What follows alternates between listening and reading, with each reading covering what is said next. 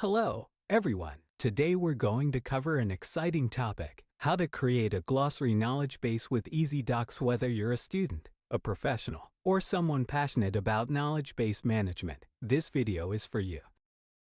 To create a glossary presentation with EazyDocs, you can either create new knowledge base content or select an existing one. We have a tutorial on this topic in the description.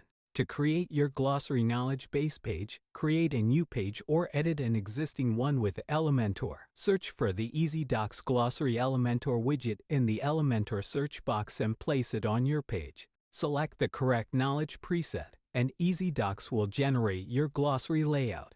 As a side note, you can also use the EazyDocs Search Elementor widget to enable the search function on your glossary page. And that's about it. To learn more about EazyDocs, check out our previous videos or blogs on this topic. Thanks for watching.